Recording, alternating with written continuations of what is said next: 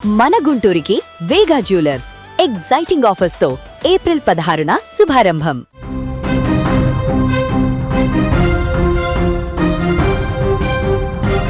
దేశంలోని ప్రధాన నగరాలు ఇప్పుడు ఒక తెలియని భయంతో వణికిపోతున్నాయి. నిన్న మొన్నటి వరకు హాలీవుడ్ సినిమాల్లో మాత్రమే చూసిన జాంబీలు ఇప్పుడు నిజంగానే మన కళ్ల ముందు తిరుగుతున్నారా అన్న అనుమానం ప్రతి ఒక్కరిని వెంటాడుతోంది. ఐటీ కారిడార్ల నుండి పర్యాటక ప్రాంతాల వరకు ఎక్కడ చూసినా మనుషులు విగ్రహాల్లా మారిపోతున్న దృశ్యాలు సోషల్ మీడియాలో సెన్సేషన్ క్రియేట్ చేస్తున్నాయి. అసలు మనిషికి మత్తుకు ఉన్న జరుగుతున్న ఈ భయంకరమైన పోరాటం ఏ తీరాలకు చేరుతుందో అన్న ఆందోళన సర్వత్రా వ్యక్తమవుతోంది.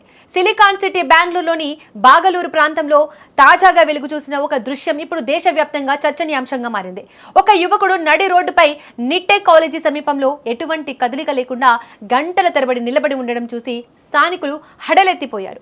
చుట్టూ వాహనాల రోదా, జనం కేకలు వేస్తున్నా అతను మాత్రం ఒక శిలలా మారిపోయాడు. అచ్చం జాంబీ సినిమాల్లో కనిపించే పాత్రలాగా చేతులు వేలాడదీసి చూపు ఎక్కడో నిలిపేసి ఉండడం చూస్తుంటే ఇది మామూలు మత్తు కాదని అర్థమవుతోంది.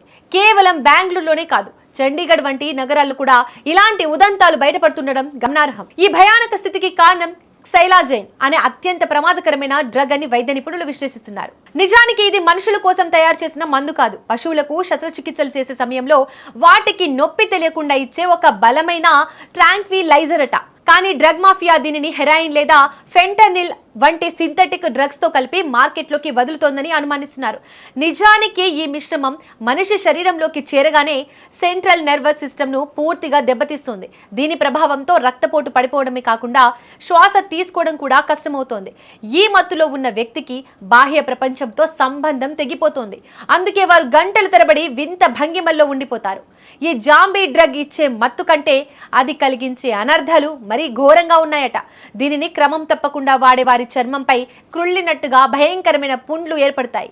ఇవి ఎంతటి ప్రమాదకరమైనవంటే సరైన సమయంలో చికిత్స అందకపోతే ఆ శరీర భాగాలను తొలగించాల్సిన పరిస్థితి వస్తుంది.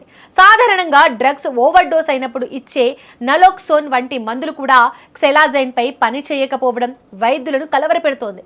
ఇది నేరుగా ప్రాణాల మీదకే తెచ్చే ముప్పు అని హెచ్చరిస్తున్నారు. ప్రస్తుతం పోలీసులు, ఆరోగ్య శాఖ అధికారులు ఈ ఘటనలపై ప్రత్యేక నిఘా పెట్టారు. విదేశాల నుండి ఈ తరహా సింథటిక్ డ్రగ్స్ భారత్లోకి ఎలా ప్రవేశిస్తున్నాయనే కోణంలో దర్యాప్తు జరుగుతోందని సమాచారం. యువత ఇలాంటి మత్తు ఉచ్చులో చిక్కుకోకుండా తల్లిదండ్రులు కూడా అప్రమత్తంగా ఉండాల్సిన సమయం ఆసన్నమైంది.